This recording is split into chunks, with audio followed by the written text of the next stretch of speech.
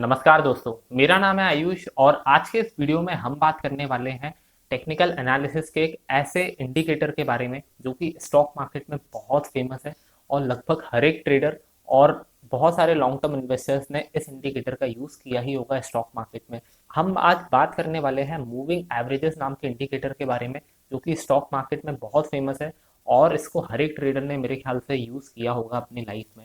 Moving averages इतना ज़्यादा important indicator इसलिए है क्योंकि ये हमें मार्केट का ट्रेंड बताता है।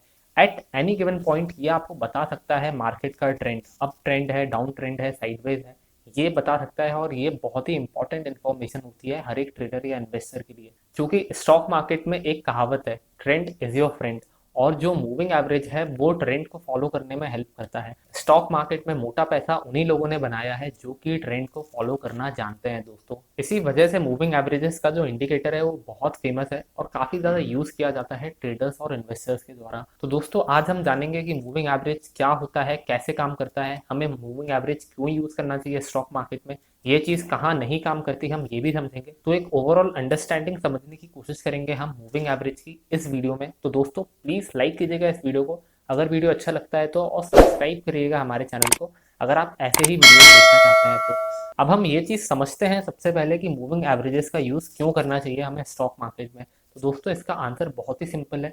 मूविंग एवरेज हमें ट्रेंड को फॉलो करने में हेल्प करता है और ये एक ट्रेंड फॉलोइंग इंडिकेटर है और ट्रेंड काफ़ी इंपॉर्टेंट चीज़ है स्टॉक मार्केट में। ट्रेंड आपका फ्रेंड है, इसी वजह से हम मूविंग एवरेज को फॉलो करते हैं। लेकिन अब सवाल ये आता है कि हम मूविंग एवरेजेस को मार्केट में कैसे यूज़ करें।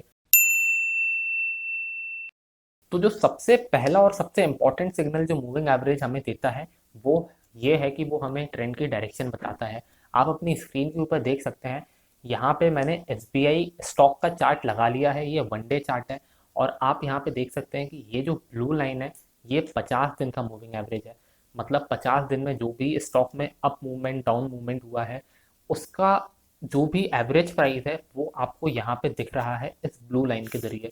और जैसे जैसे नए नए दिन की ट्रेडिंग होती जाती है, मतलब अगर अगले दिन ट्रेडिंग होगी तो ये मूविंग एवरेज की जो लाइन है थोड़ी सी मूव करेगी। अगर स्टॉक ऊपर जाएगा तो ये जो मूविंग एवरेज की लाइन है ये भी ऊपर की तरफ जाएगी, अगर स्टॉक नीचे जाएगा तो ये मूविंग एवरेज की लाइन भी नीचे की तरफ हो जाएगी। तो ये मूविंग एवरेज की लाइन हमेशा चलती रहती है और ये एक एवरेज प्राइस है, इसी वजह से इस इंडिकेटर का नाम मूविंग एवरेज है।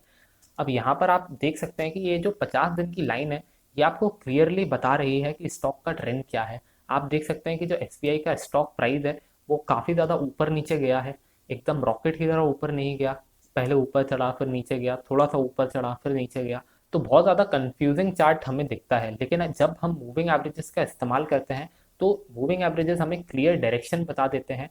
और आप इस एग्जांपल से समझ सकते हैं कि जो मूविंग एवरेजेस हैं ये 45 डिग्री का एंगल बना रहे हैं, मतलब मार्केट में अप ट्रेंड है। तो ये एक पहला इंटरप्रिटेशन है जो कि आप मूविंग एवरेजेस से समझ सकते हैं। मूविंग एवरेज जब भी ऊपर की तरफ जाएगा 45 डिग्री का एंगल फॉलो करेगा, आप समझ जाएंगे कि हाँ ये ट्रेंड ऊपर की तरफ है। तो इससे ट्रेंड आइडेंटिफिकेशन बहुत ईजी हो जाता है। अगर ट्रेंड नीचे की तरफ होगा तो आपको मूविंग एवरेजेस वो बता देंगे, जो लाइन है मूविंग एवरेजेस की वो नीचे की तरफ जाने लगेगी। अब अगर मैं बात करूं मूविंग एवरेजेस के दूसरे इंटरप्रिटेशन की, तो आप अपने चार्ट्स के ऊपर देख सकते हैं कि ये जो मूविंग एवरेजेस की लाइन है ब्लू कलर की, यहाँ पे स्टॉक बहुत बार सपोर्ट ले रहा है। अब सपोर्ट जोन दोस्तों एक ऐसा जोन होता है जहाँ पे स्टॉक की डिमांड होती है, मतलब जो इन्वेस्टर्स है ट्रेडर हैं वो इस स्टॉक को खरीदना चाहते हैं। तो जब ज़्यादा डिमांड होगी स्टॉक की तो उसका प्राइस भी ऊपर जाएगा। तो जब भी प्राइस मूविंग एवरेजेस के लेवल पे टकराते हैं तो मूविंग एवरेज एक सपोर्ट या रेजिस्टेंस लेवल की तरह काम करता है मार्केट में। और ऐसा आप इस चार्ट पे भी देख सकते हैं कि जो फर्स्ट टाइम था वहां पे स्टॉक ने सपोर्ट लिया मूविंग एवरेजेस से, जो सेकंड टाइम है यहाँ पे मूविंग एवरेज एक रेजिस्टेंस की तरह एक्ट किया, और थर्ड टाइम आप देख सकते हैं कि वापस से मूविंग एवरेज अभी सपोर्ट की तरह एक्ट कर रहा है एसबीआई के स्टॉक में। तो एक बहुत ही इफेक्टिव और बहुत ही सिंपल इंडिकेटर है जो आप यूज कर सकते हैं स्टॉक में सपोर्ट और रेजिस्टेंस जोन को आइडेंटिफाई करने के लिए। तो ये मूविंग एवरेजेस का दूसरा इंटरप्रिटेशन है। अब अगर मैं बात करूं मूविंग एवरेजेस के तीसरे इंटरप्रिटेशन की, आप अपनी स्क्रीन के ऊपर देख सकते हैं कि जब भी स्टॉक के प्राइजेस मूविंग एवरेजेस से बहुत ज़्यादा दूर चले जाते हैं, आप अभी स्क्रीन के ऊपर देख सकते हैं कि एसबीआई के प्राइस जो हैं बीच में काफ़ी ज़्यादा मूविंग एवरेजेस से दूर चले गए थे, लेकिन फिर मूविंग एवरेजेस के पास आने लगे। ऐसा इसलिए हुआ दोस्तों क्योंकि ये जो मूविंग एवरेज है एक मैग्नेट की तरह काम करता है, और मैग्नेट की तरह काम करता है इसका मतलब ये है कि प्राइजेस ज़्यादा देर तक मूविंग एवरेज से दूर नहीं रह सकते। तो जब भी आप किसी स्टॉक में ऐसा पाएंगे कि जो स्टॉक के प्राइजेस हैं वो मूविंग एवरेज से काफ़ी ज़्यादा दूर है, तो आप इससे ये समझ सकते हैं कि यार हो सकता है कि ये स्टॉक ने अपना हाई बना दिया हो इस पर्टिकुलर लेवल पे। तो इससे आपको हाईस और लोस की इंटरप्रिटेशन करने में थोड़ी बहुत हेल्प हो जाती है। ये इसका तीसरा इंटरप्रिटेशन है।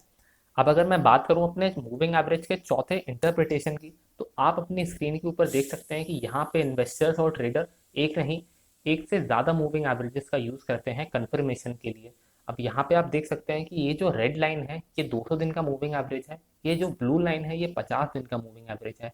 और आप देख सकते हैं कि जब भी ये 50 दिन और 200 दिन की लाइन आपस में क्रॉस ओवर कर रही हैं, तो बाइंग और सेलिंग सिग्नल जनरेट हो रहे हैं। ये जो आप ब्लू लाइन देख रहे हैं ये 50 दिन का मूविंग एवरेज है, मतलब 50 दिन का जो एवरेज प्राइस है ये आपको दर्शा रही है। तो ये जो ब्लू लाइन है ये थोड़ी सी ज़्यादा रिस्पॉन्सिव होगी 200 दिन के मूविंग एवरेज के कंपैरिजन में, क्योंकि 200 दिन के मूविंग एवरेज में पूरे 200 दिनों का डेटा है जो कि काफ़ी ज़्यादा है। अगर स्टॉक एक दिन में थोड़ा सा ऊपर नीचे होता है तो उसका इम्पैक्ट इस रेड लाइन पे ज़्यादा नहीं पड़ेगा। इसी वजह से ब्लू लाइन बहुत तेज़ी से चलती है, और जब भी ये ब्लू लाइन रेड लाइन को नीचे से ऊपर की तरफ क्रॉसओवर देती है तो हम ऐसा मानते हैं कि ये एक बुलिश सिग्नल है। और जब भी ये ब्लू लाइन रेड लाइन को ऊपर से नीचे की तरफ क्रॉसओवर देगी तो हम ऐसा मानेंगे कि ये एक बेयरिश सिग्नल है। स्टॉक मार्केट में 50 डेज और 200 डेज के मूविंग एवरेज को काफ़ी ज़्यादा यूज़ किया जाता है, और जब भी 50 डेज का मूविंग एवरेज नीचे से ऊपर की तरफ क्रॉसओवर देता है तो इसको गोल्डन क्रॉसओवर भी बोला जाता है। ये एक बहुत ही इंपॉर्टेंट इंटरप्रिटेशन है मूविंग एवरेजेस का, जो कि आपको पता होना चाहिए अगर आप स्टॉक मार्केट में लॉन्ग टर्म इन्वेस्टमेंट करना चाहते हैं या आप स्विंग ट्रेडिंग करना चाहते हैं। तो 50 दिन और 200 दिन के मूविंग एवरेजेस की तो आपको ज़रूरत पड़ेगी, लेकिन इंट्राडे में आप 7 दिन, 21 दिन, 50 दिन के मूविंग एवरेजेस भी यूज़ कर सकते हैं। तो ये कुछ इंटरप्रिटेशंस थे मूविंग एवरेजेस के जो मैंने आपको बताए। अगर मैं सम अप करूँ तो मूविंग एवरेजेस को 4 तरीके से इस्तेमाल किया जा सकता है। जो पहला तरीका है वो है ट्रेंड आइडेंटिफिकेशन, मतलब आप ट्रेंड का पता लगा सकते हैं, अप ट्रेंड है, डाउन ट्रेंड है, साइडवेज है। जो दूसरा इंटरप्रिटेशन है मूविंग एवरेजेस का वो ये है कि आप इससे सपोर्ट और रेजिस्टेंस लेवल को आइडेंटिफाई कर सकते हैं।